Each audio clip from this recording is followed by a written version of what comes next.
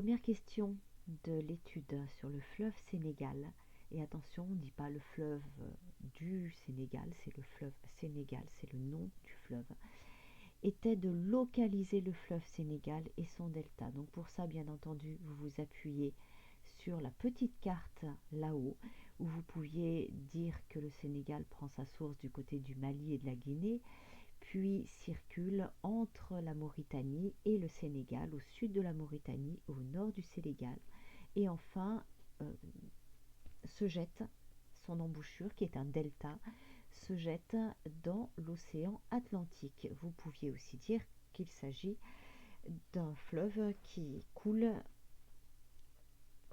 en Afrique et au nord-ouest de l'Afrique, sur la partie plutôt occidentale de l'Afrique.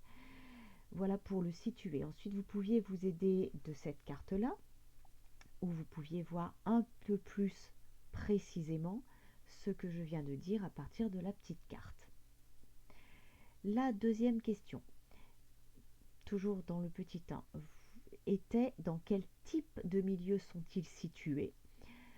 Donc le type de milieu, il fallait regarder à la fois le petit résumé ici et la légende qui est là.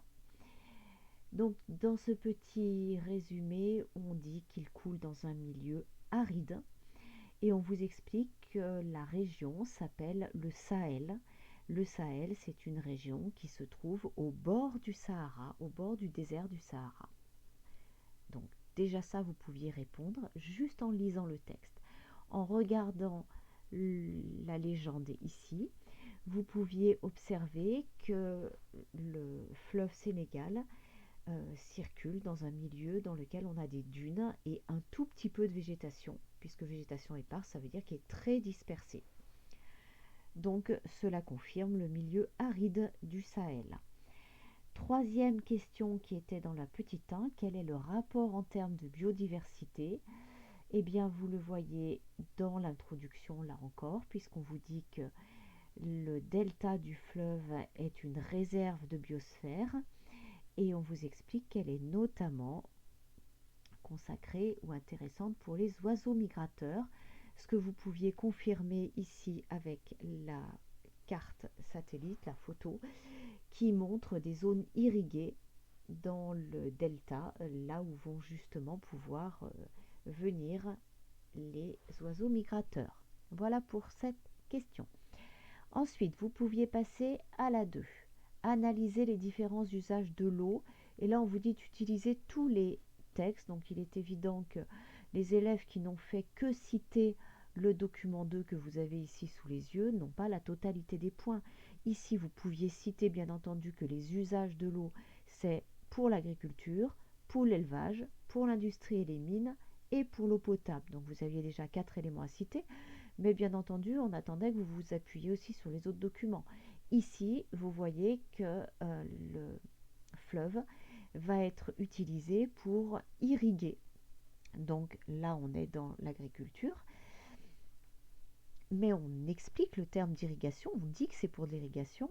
Et puis, vous voyez aussi, grâce à la petite flèche en bas à gauche, qu'il y a des conduites forcées pour approvisionner Dakar en eau. Donc là, c'est bien entendu pour pouvoir apporter à partir du sud du lac de Guers de l'eau potable dans la ville de Dakar à 250 km d'ici.